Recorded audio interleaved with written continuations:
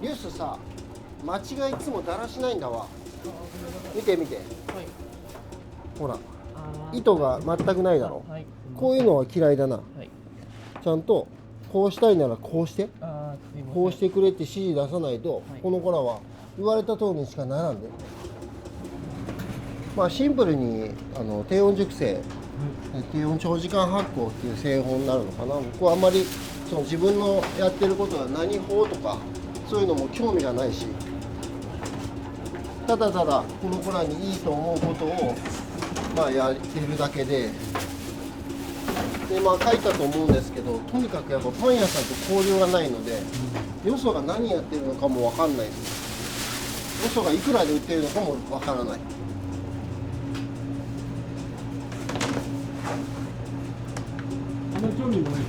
興味がない。パン業界からだいぶ、はい、特に上ですね。上からはだいぶ嫌われてたと思いますよ。潰れたらいいのにとか、潰れるとかよく言われましたよ。ビエノワですね。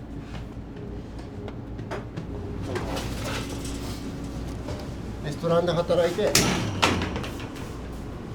本当にコテンパンにされて、意識レベルとかあまりの違いにもう本当に驚愕して、レストランで働く前もパン屋さんからもよく言われたんですよ。その料理人はこう下に見てくるんで、パン屋さんをとんでもないですよ。下なんです。圧倒的に下でしたね。自分は何もこう専門学校も行かずこの業界に入ったので、それこそやっぱりレストランに入ってからじゃないですか。とんでもねえ世界だと。こんなバカみたいに毎日新しい食材が届いて、それを全部この人たちフランス語でやり取りしてて、自分たちなんか粉じゃないですか。広く言うと粉だけ扱ってて、ここまで考えながらやってたのかっていうと絶対に違うから、自分の考えるベースっていうのはだからそこになったのはもう圧倒的に違うことじゃないですか。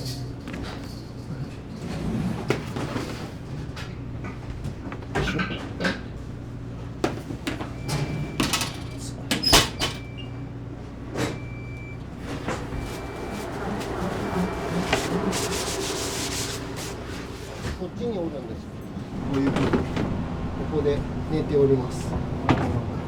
なので 2次元のこの物体を見るんじゃなくて、ここを通じてこの酵母の状態を把握しなきゃいけないっていうお仕事なんで、そこのコントロールですね、全て。まあ、もう何年やったってなんか自分の手柄にはならないですね。だから続けられるんじゃないですかね。つまんないでしょ、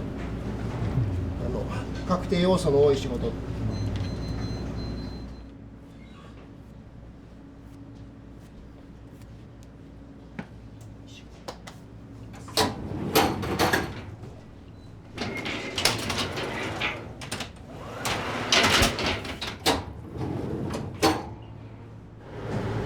うちの特徴の温度は他のお店よりも温度が異常に高い。熱温度。はい。多分300度で焼いてるところってあんまないと思うんですよね。たくさん吸った水分の生地を短時間で一気に持ち上げて高温で焼き切りたいんですね。なんで見えない熱をちゃんと可視化して、今どんな熱が当たってどういうふうに焼かれてるのか、焼くってイマジネーションなんですよ。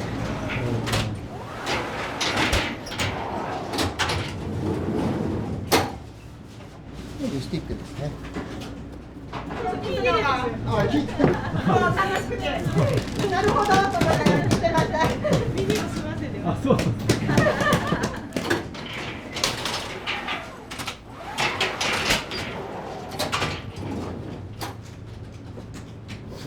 これは富山の増泉っていうお酒あるんですね。そこの酒粕を送ってもらって、全部やっぱり扱っているものに背景があるんですね。塩、粉、全て。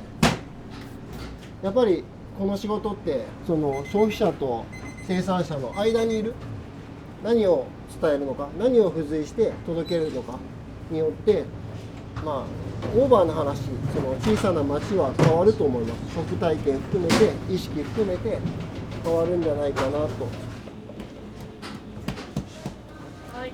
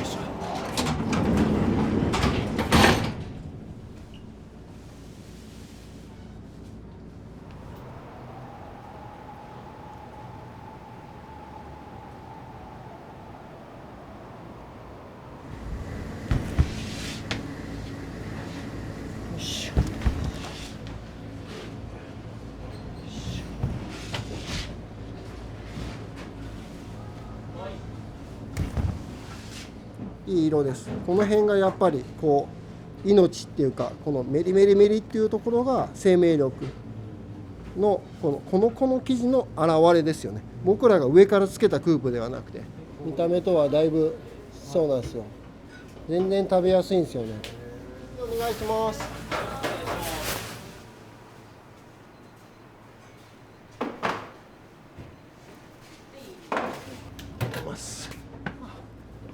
バゲットが焼き上がってしまう。急げ急げ急げ急げ急げ急げ急げ急げ。パン取ります。はい。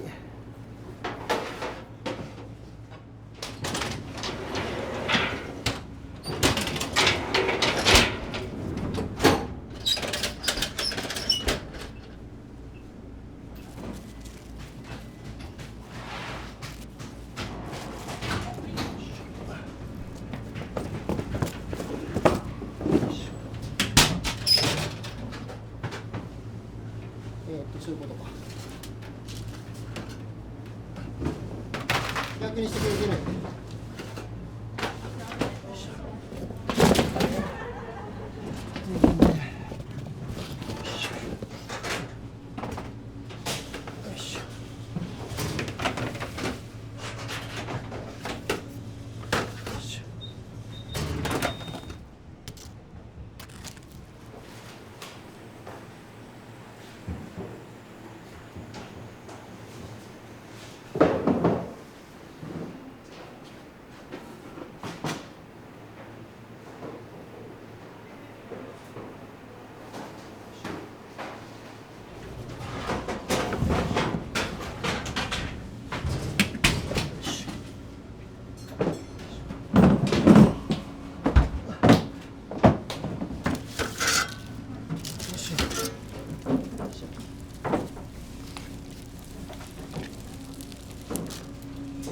今ね、パリでもビーノワズリの焼き色薄いんですよ。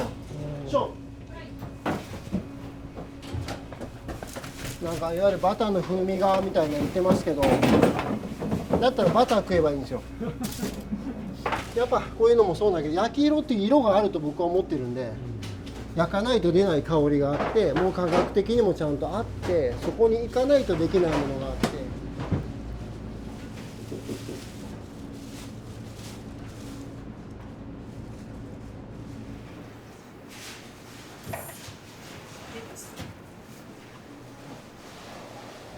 じゃあバゲット回し始めて2足5分ぐらいでまたお声掛けしますね。取ります。はい。これバゲットの生地になりますね。はい。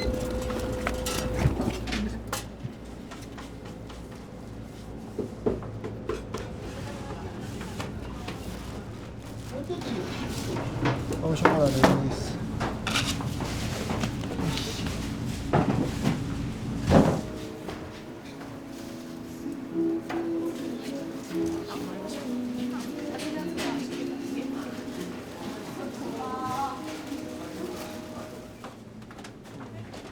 これ5分やろ。そうです今5分です。いや、こ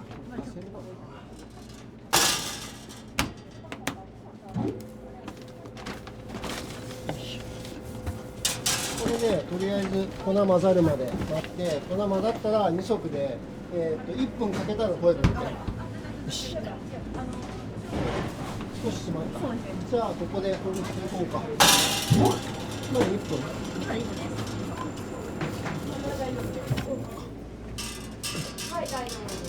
もう一声やな。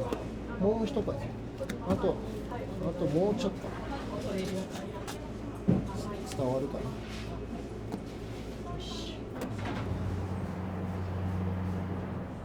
クロワッサンいただいていきます。はい。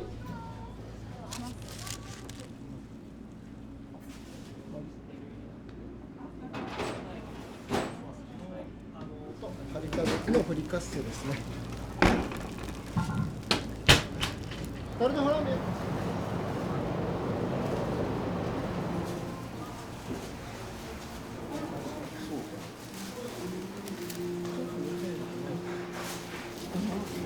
お願いします。そうです。さっきのバゲットにパンチ打ってます。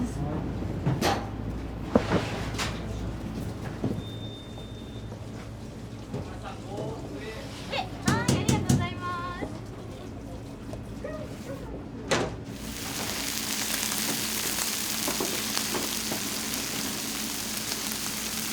アップルパイ出ます。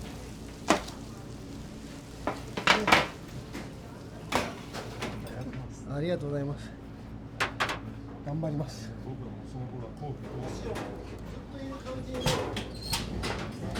んなさい、すごい雑談してて。いらっしゃいませ。いただきますね。ありがとうございます。僕は自分すら満足させれないものは作りたくもないですけどね。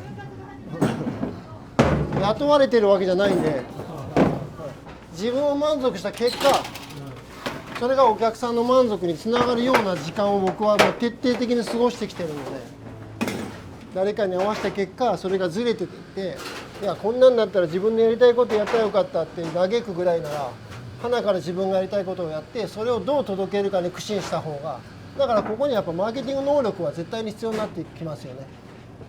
これがないのであればやっぱお客さんが求めるものと言われるものにすればいいですけど、じゃあそれが楽かって言ったら、ここもう完全にレッドオーシャンだから、そこじゃなきゃいけないもの、ここに来てくれなきゃいけないもので、じゃあどうやって作るんですかって話にもなってきちゃうから、それはやっぱ一概には言えないんじゃないですかね、と思います。その次のピックアップ大会がゆっくりと。ゆっくりと、そんなにないですけど、ね、いやいやいやいやいやいや、いつでも。はいはい、また一旦ちょっと、はい、一旦ちょっと。はいはい、ありがとうございます。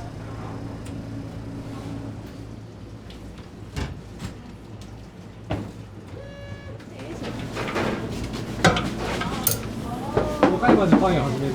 そうです、そうですね。何にもまだ動いてないんですが。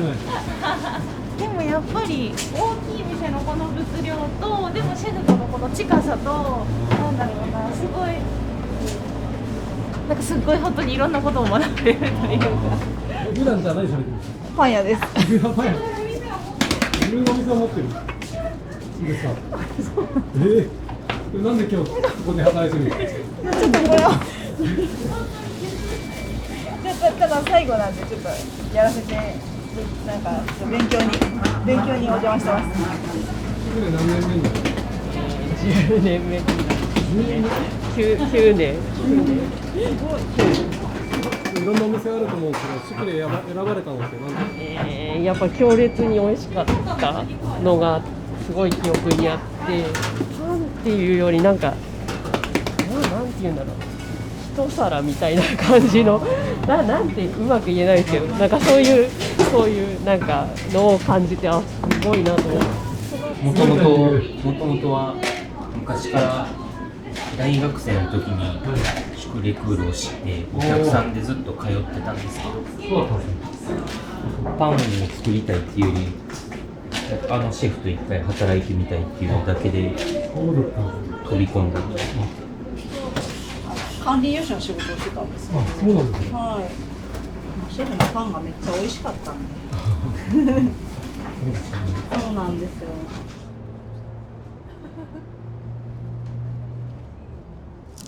すごい今サンド担当してる方のサンドイッチがめっちゃ好きで、最近はずっとサンド食べてます。岸オープンの時からのファンで。何年前か。20年ちょっと。シ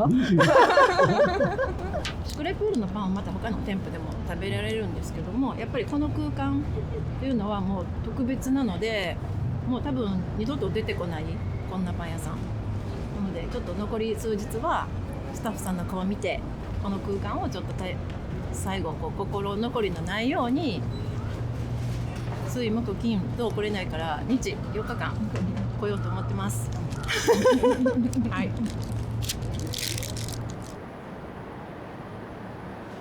全粒粉を使っております。砂糖はサトウキビ 100% 使ってます。はい、いいですね。ちょっとかっこいいやつを。ありがとうございます。はい、お砂糖もそんなに甘くなくて、サトウキビ 100% だったので、ぜひありがとうございます。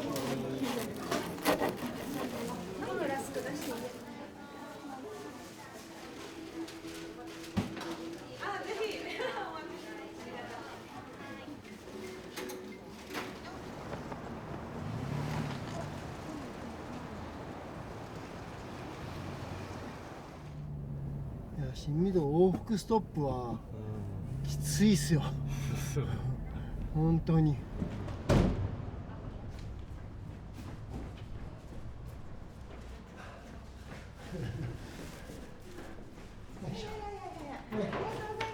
あ、こんにちは。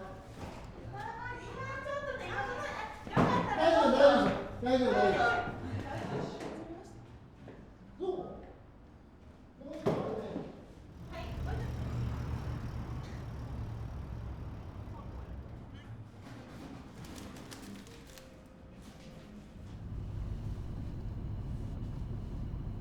最初始めた時に、尖ったパンだからなかなか理解されないっていうところからブログで発信してって、それを通じてファンが増えてたっていうところは大きいんですか？間違いないですね。伝えたいと思ったら下手だろうが何だろうが書かなきゃいけないわけで、知ってもらわなきゃいけないと思ったら書かなきゃいけないんですよ。ただただそれだけですよね。そうです。なんか誰かに取り上げてもらうとかじゃなくて、もう自分が発信すればいいじゃんって。そうです。僕はいるからやってるんで、それで6時間取れた睡眠時間が1時間になろうが必要だからやってるので、その結果どういうお客さんを作ってますかって、だからマーケティングってそういうことなんで、自分たちの欲しいお客さんを自分たちで作る行為だと僕は思ってるんですよね。思想ですよね。こういうことを思ってるやつがパン作ってるよって、食べに来ないかっていう、こういうことを思ってるやつをいいなと思ってくれる人が働いてるチームだよって、そういう姿勢でやってるチームのお店にパンを買いに来ませんかっていう、いなきゃいない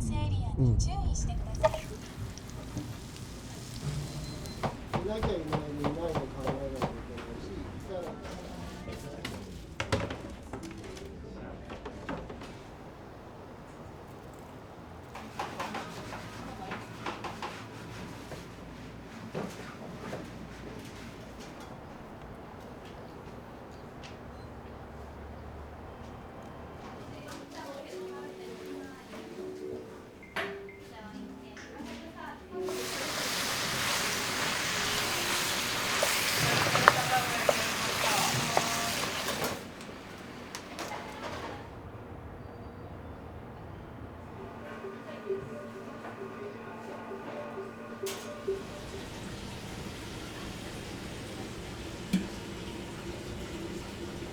まあ、クリームパスタみたいな感じですね、フリカッセ。小玉さんもいいタイミングで食べてください。ありがとうございます。めちゃめちゃうまそうですね。美味しそうです。はい。すごい。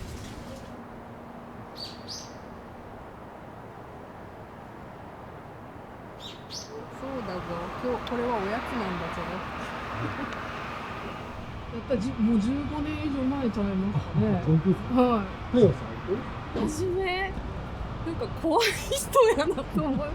ブログとか読んですごいこうポリシーみたいなのがすごい書いてあったんで怖そうな人やなと思ってましたけど、他にないですよね。パン屋さん好きでいろいろ巡ってますけど、なんか本当に唯一無二ですね。シェフのパンは本当にシェフのパンやなっていう感じがします。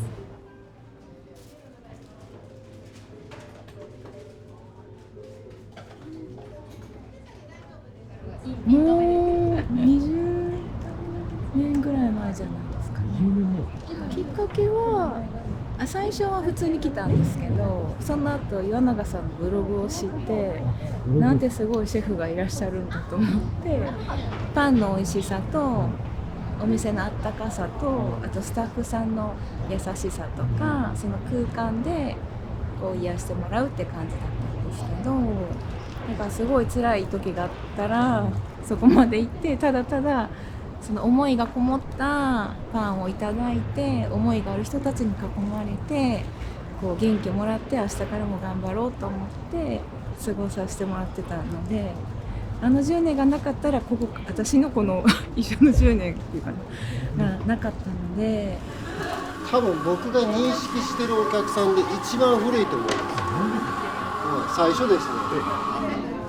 ものすごい自分勝手ですけども、美味しいなと思ったお店がどんどん有名になってくるっていうのは嬉しいですから。とにかくでも全部を注ぎましたね。足りなかった。僕ぐらいのキャパじゃ足りなかったですね。この大箱をね、回して10年間やったってね、何を思ってやったんですかね。本当に今思うと。いや本当に。まあでもいろいろやってみましたけどね。まあここまでじゃないですか。いろいろと。そうですね。ありがとうございます。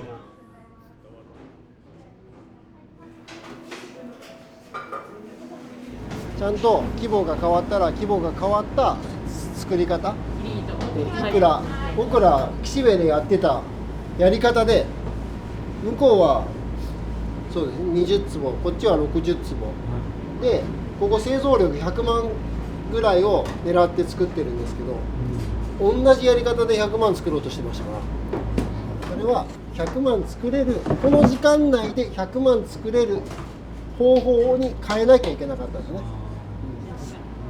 うちの生地柔らかくて機械通んないんですよ。何回もやろうとしましたけど、成形のファソナージュっていう機械もそうだしやりましたけど、絡まってぐっちゃぐちゃになっちゃう。ちょっと一回勉強し直していいパン焼きたいなとは思いますけどね、何も証明できるものがないので、せめてやっぱりそこは圧倒したいなとは思ってます。量が少ないたってお客さんが少なくたってやっぱり物として圧倒したいなとは思ってます。まあそれが自分に今課していることですね。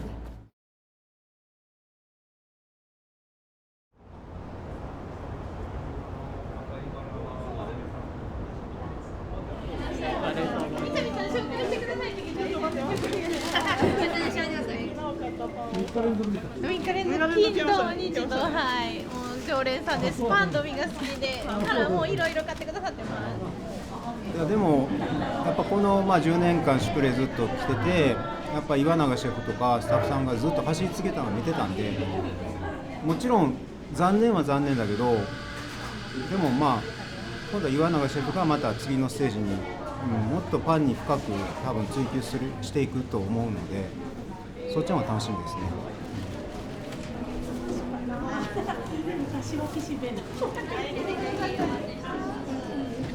めっちゃ笑ってます。今日はい、ちょっとと暗いですけど。どこにでもおる。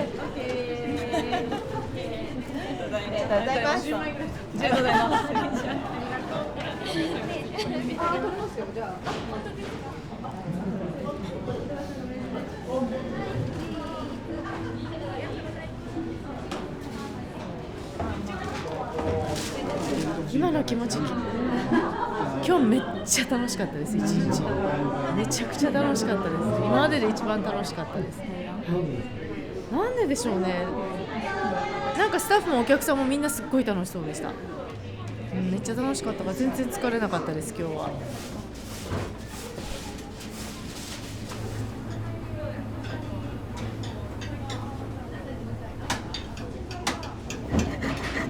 ちょっと最後にきれいにしておきたいと思って。誰に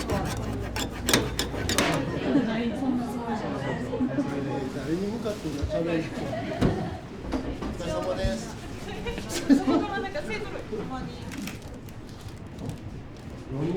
お疲れ様でした。お疲れ様でした。お疲れ様です。そうね、はい。そうか、そうやな。あんまりこう言葉にしてこなかったからあれやけど、閉店しますって言うと寂しくなるな。まあ正直一時諦めかけた時もありました。はい。諦めたっていうのは店をとかスタッフじゃなくてやっぱり自分自身にもうこの才覚がもうなさすぎて、ただただ10年にたどり着くために自分にもこうなんか自分とお店に生命維持装置みたいなのをつけてもう何事もなく終わればと思った時もありましたけど、なんかそんな気持ちをこうまたこう動かしてくれたのはこのスタッフたちがやっぱり僕なんかよりも全然諦めずに、諦めたら怒られるもんなみんなのおかげで今日ここに立たせてもらえるシュクレクールの北新地を10年やったシェフにさせてもらったのは本当にみんなのおかげやと、思ってます。ありがとうございました。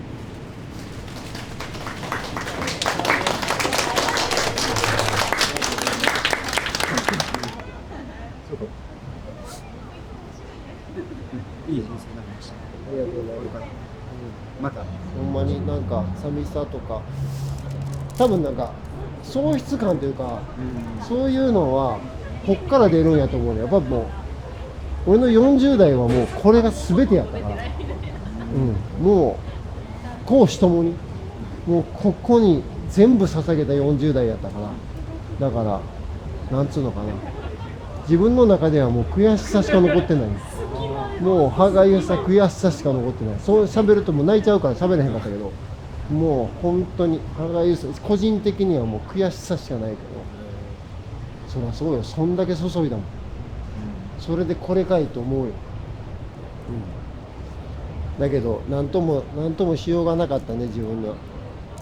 それをやっぱり助けてくれたのは周りやし、なんかそれのありがとうとかよかったなしか、本当に殺伐としてたから一時、だからよかったな、こんなあったかい気持ちで最後を迎えられて本当によかったなで終われていうのもちょっと意外やったかな。またパン作ろうみたいなパンは作るよ。だってやっぱりそこの悔しさもあるしね、まあこんなもんじゃないって証明しないと、そこは自分の存在意義やから、圧倒しないと。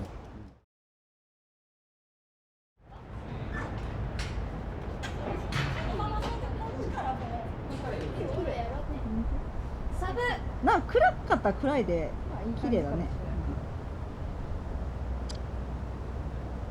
看板も分かれやな。これ